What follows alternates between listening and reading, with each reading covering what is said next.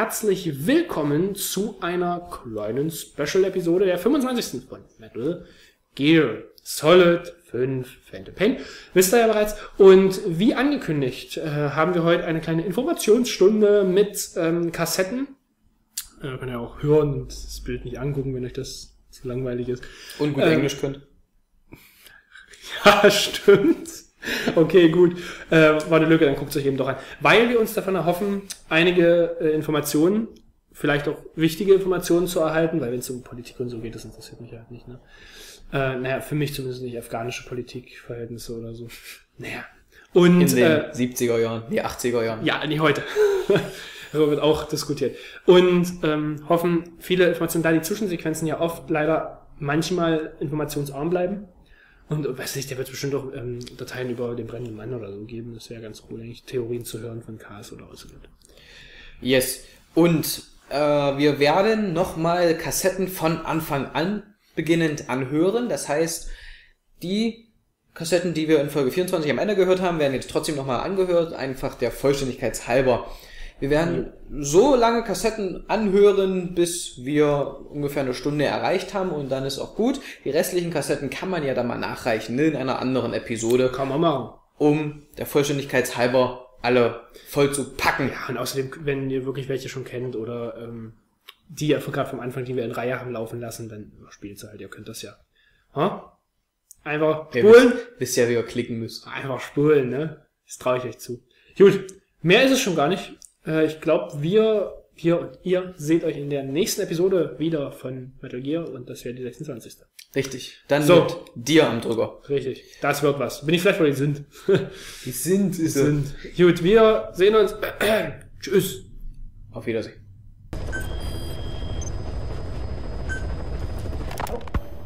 You were hospitalized in Dikelia, a British sovereign base area on Cyprus. It's part of British overseas territory that falls outside of Cypriot jurisdiction.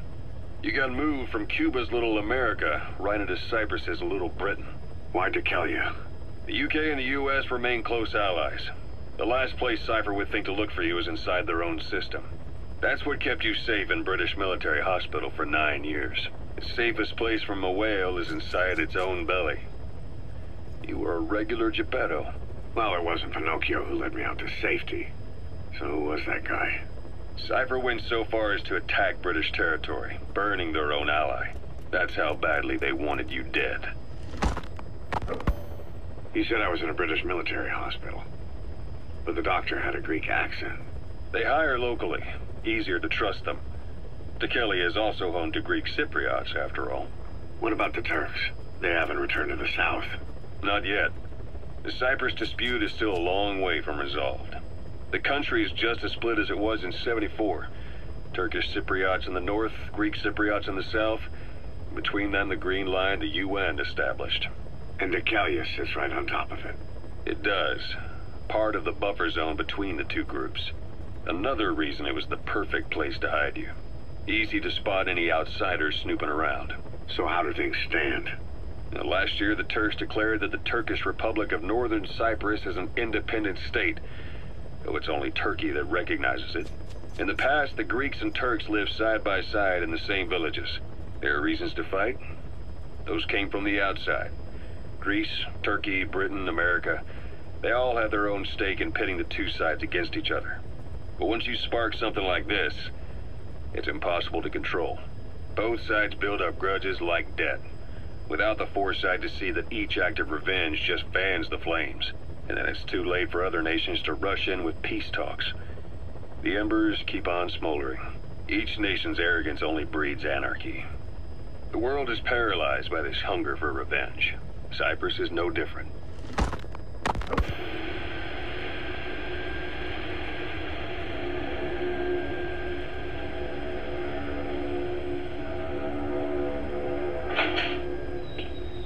You're up.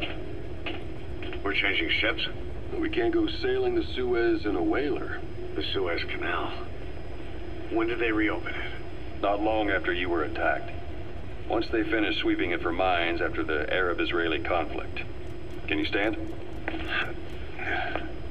We're going to transfer it to a container ship for passage through the Suez. Our destination is Pakistan, Afghanistan's neighbor to the south. There, we disembark and head via Peshawar to the Zero Line, the border. We'll travel to the Khyber Pass by road. And then? Continue on horseback. Afghanistan's main roads are under Soviet control. We'll need to go around them. It'll be all narrow, winding paths through the mountains. We'll do better on horseback. It's a local guerrilla tactic. They use the higher ridges to avoid air recons. Then they charge down the mountains for ambushes. The Soviets still haven't devised a counter-strategy. Our time frame is only half as much as we really need. It'll be a tough march. Better horses than boats. Well, it'll make for good physiotherapy. Take the time to get used to that new arm. While the Soviets have indicated they are not participating in the Los Angeles Olympics, primarily because the United States has made no attempt to guarantee the safety of the Soviet Union's athletes, the United States is increasingly demonstrating the belief that the issue has nothing to do with its preparations, and in fact this is retaliation for the Western nations' boycott of the previous Moscow Olympics. That concludes today's news. That's quite some news. The Soviet Union not attending the LA Olympics? Yeah. Andropov's death has changed some things. They're calling it revenge for the Western boycott of the Moscow Olympics. Countries boycotted the Moscow Olympics? Yes. In protest of the Soviet Union's invasion of Afghanistan. Over 50 countries were absent. It's too bad I didn't get to see Yamashita's judo. When the 40th Army crossed the Amu River 4 years ago, détente went right out the window. The U.S. Congress chose not to ratify SALT II, and Reagan's hardline politics won in the presidency in a landslide. According to him, the Soviet Union's an evil empire. The Second Cold War. And there's been no end to regional conflicts and civil wars. Lebanon, the Falklands, Grenada, Iran, Iraq. The story never changes. Egypt and Israel did sign a peace treaty. But then the driving force on the Egyptian side, President Sadat, was assassinated afterward. Apparently his actions were considered a betrayal of his fellow Arabs. Islamic extremists? Yes. Fundamentalist extremists have been responsible for some bold acts of terrorism in recent years.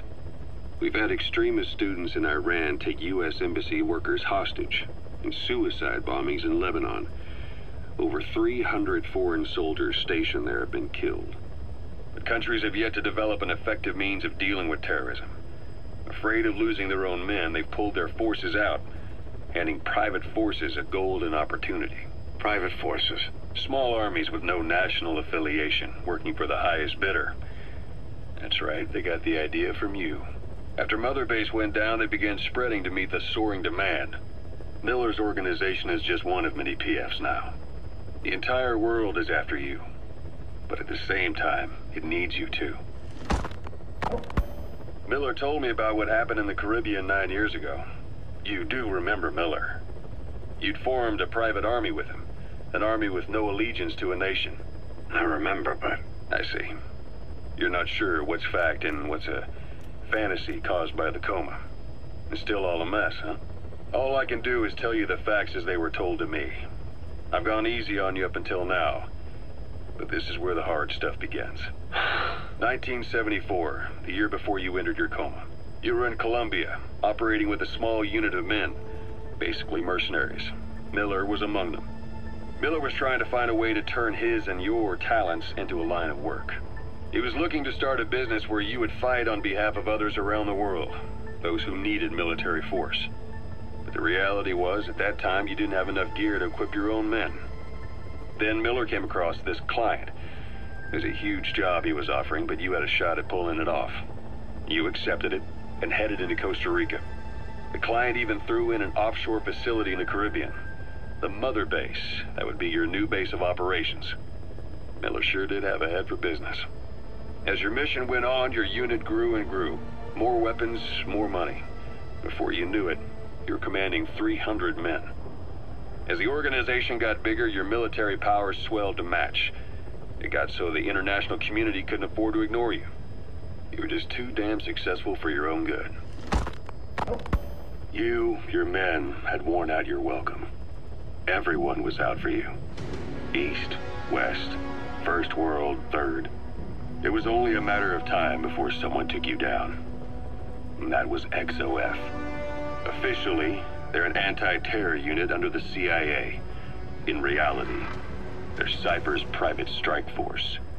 They lured you to Cuba using Chico, the Nicaraguan revolutionary kid, and Paz, a mole who worked for Cypher as bait. While you were gone, XOF, posing as a nuclear inspection team, stormed Mother Base. At the same time, C4 they placed on the strut legs went off. The whole thing went down in minutes. XOF. Kisses and hugs followed by a big FU. All because of Miller's blind spot. A back door into Mother Base no one suspected. You remember a certain scientist? Huey was responsible for bringing the inspection team on board, giving the enemy a perfect opportunity to hit you at home. You were returning from Cuba when it happened. Mother Base came damn close to taking you with it into the Caribbean. Those of your men out on assignment returned right away. They refused to believe the wreckage in the water they found was Mother Base.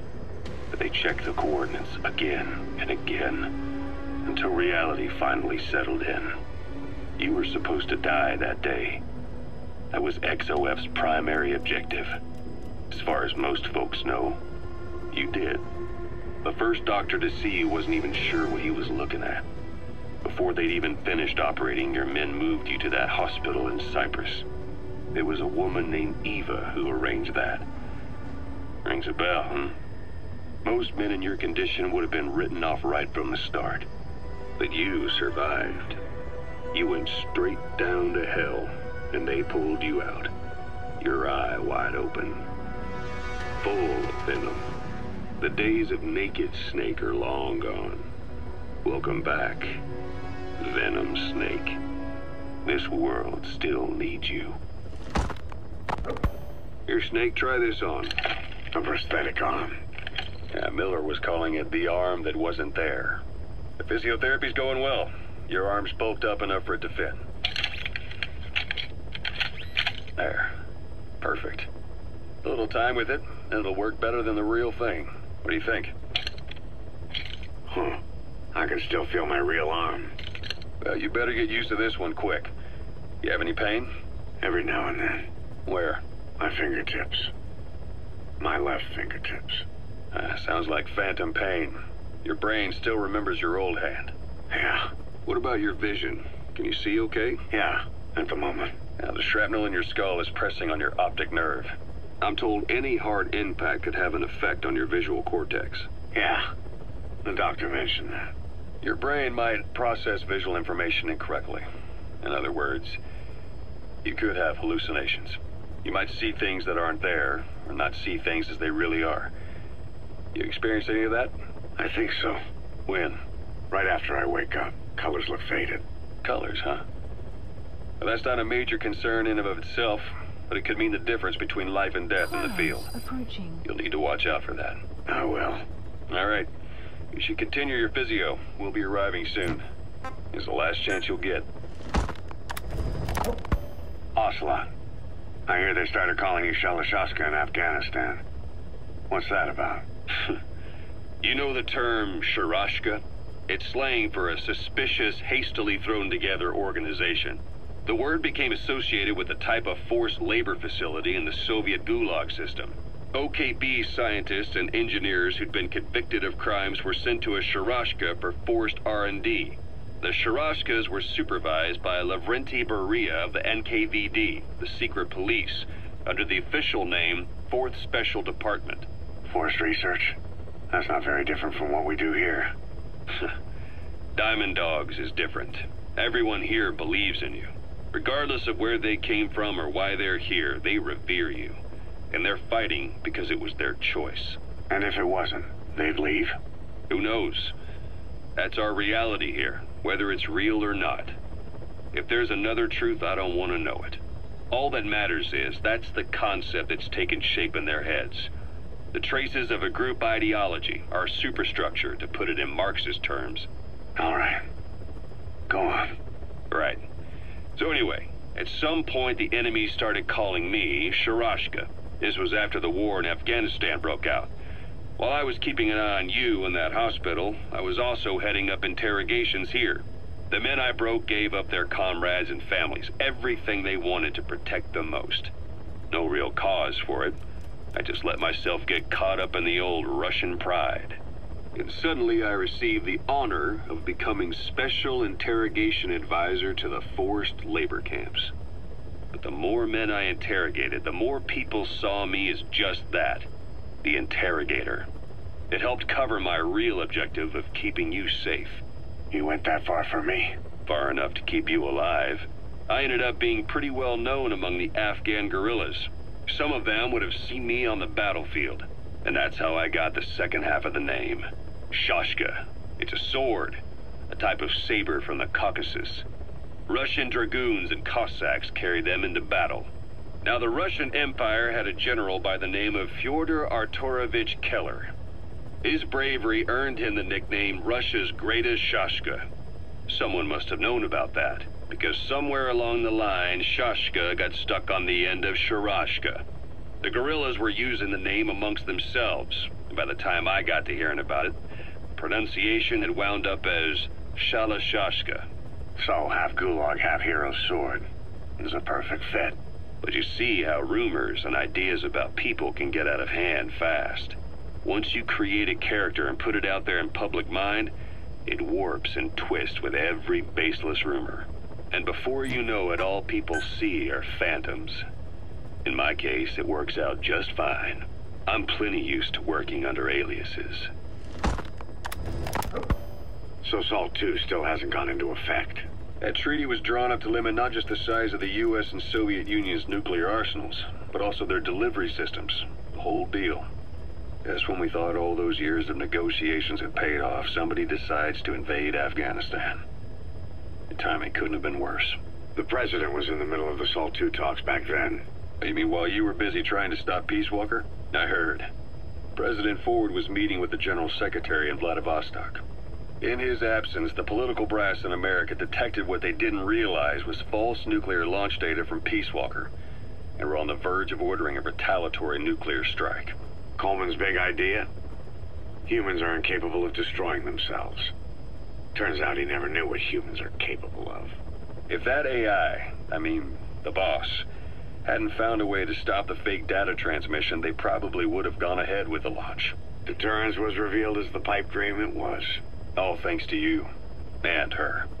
The U.S.-Soviet talks looked set to fall through. What happened in Nicaragua no doubt helped trigger a change of heart.